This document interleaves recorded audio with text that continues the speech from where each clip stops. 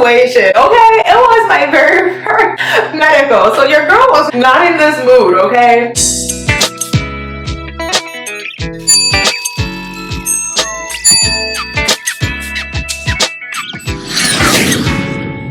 Hello friends, welcome back to my channel. Once again, if you're new, my name is Priscilla. I am a new Seattle-based flight attendant working with a major US airline company. And in today's video, I have another story time. It's a bit funny, even though it's serious. The circumstances surrounding it and how everything played out, it was just funny. Like it was funny, but it's serious. I'm serious.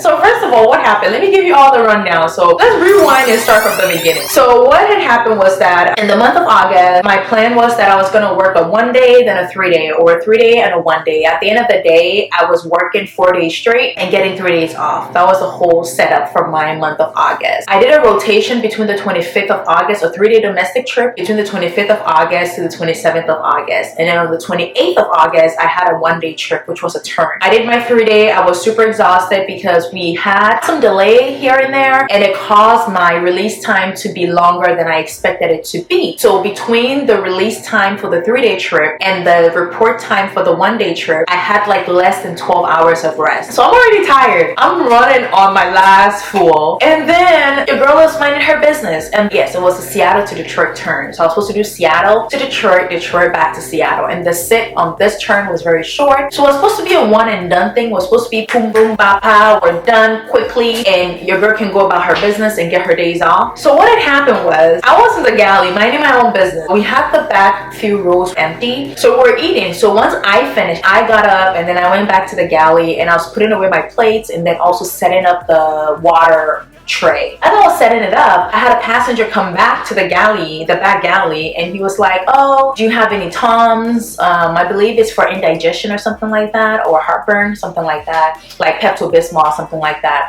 But this is not funny, but I'm sorry. So they come up and they're asking me for Tums. I'm like, well, we don't have Tums. I personally don't even have it, but I'll check our medicine thingy to see if we have anything that can help. So he said he was feeling like some sort of indigestion or felt like throwing up kind of situation. So for me, right off the bat, I thought maybe he had overeaten or something, or because of the takeoff and landing because we had turbulence from time to time too. So maybe that was causing him to want to throw up or nauseated in any way. So as I turned around to look for what he was asking for, the galley flight attendant comes up, and according to her, she had already had like a conversation with him earlier about the discomfort or whatever that he was feeling. So then she takes over the conversation because I am literally out of it at this point. Then he says something like, oh, can I sit in the back and rest or whatever? So luckily for us, we had somebody with some sort of medical training on deck. So he overheard the conversation, and based on what the person was saying, he knew it wasn't like something like a life and death situation, you know. But you know, like in this world, anything can happen. Somebody might be feeling discomfort in their tummy. It might possibly be the heart, but they think it's here because that's where the pressure is.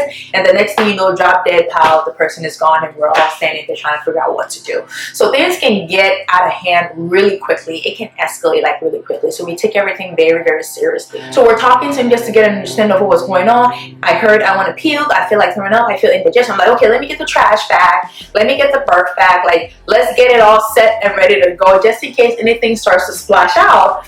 We're covered, okay? I automatically, in a sense, assumed the communicator role, in the sense that once the other flight attendant got up and told him to sit down and started talking to him and all that, I was like, you know what? Let me grab the phone. I called the flight leader. I was like, hey, this is what is going on. We got backup. We got EMT here. So this is a serious situation. Like, I just take light of moments like this, especially because it did not get out of hand, and I feel like we handled it so well. So that's the reason why this is on my face right now. But in that moment, it was my very first medical situation, okay? It was my very first medical. So your girl was not in this mood, okay? The EMT trained flight attendant got him, sat him down, started asking him questions, and based on what he said, in that moment when that was happening, I was also informing the flight leader what's going on and just letting her know, to let the flight deck know that this is what is happening. They're feeling this discomfort. They seem okay. They look this, blah, blah, blah, giving them all the details that they need to be able to communicate with the flight deck. And luckily for us, we did have somebody up in the first class that was a nurse, and she was willing to help us as well. So long story short, what makes this whole situation funny and right now, looking back, kind of funny and amusing is the fact that not because somebody was not feeling well, but we were able to help the passenger. All was good. We took care of them. We were monitoring them from time to time. We actually kept them by. We had one of the flight attendants stay with him, and he was keeping an eye on them. Eventually, once we got to the destination, which was Detroit, we deplaned. We passed them on to the next person to continue with whatever it is that needed to happen. But the whole thing was that the plot twist of the whole situation was that while this person was in distress, came back, they're not feeling well, their partner, their wife, like, she fell asleep, y'all. I'm telling you. Not once did their partner come up to the back to even check up on this person. Like, it was so bad. It was so sad. And I know it wasn't like an emergency situation, like a serious, like, category 1 situation. But what if it escalated to that point? I think it was just a buildup and he just needed to release by probably like throwing up or something. Regardless of what is going on with somebody, whether it's serious or not, you would think the person you're traveling with would at least check up on you. Not once did they ring their call light to access. The last thing I saw was they were asleep. They slept throughout the entire flight. They fell asleep. Oh my God. I was like, we could not hold back because we were all surprised. We're like, what the hell? Like, you're traveling with, even if it's a friend, like, you would think there would be some level of concern, but nope, there wasn't. Long story short, our person was good, our passenger was good, we took care of them, we did what we needed to do, we got the help of a medical volunteer to take care of them. All was well and good, but I still could not get that. That's why I wanted to share this story, not because of the situation that was happening, because that was serious business and that could have escalated, but it was the fact that the person they were with had no concern at all. They had no concern, no regard. They were asleep.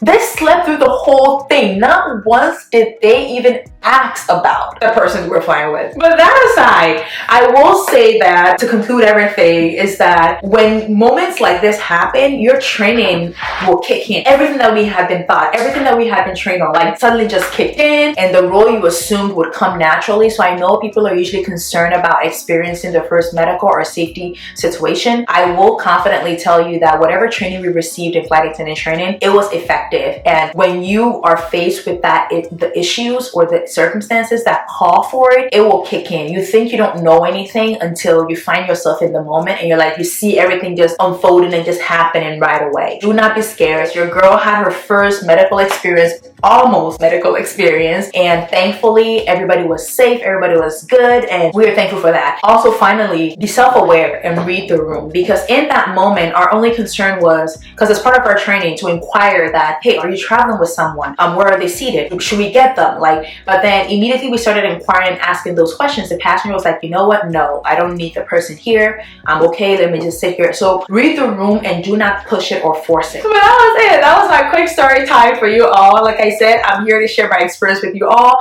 If anything else interesting happens, I would definitely show up and talk about it. Once again, if you made it this far, don't forget to hit that subscribe button, support the channel, and also give the video a thumbs up and share your thoughts on today's video in the comment section below. Thank you, and I'll see you in my next one. Bye-bye.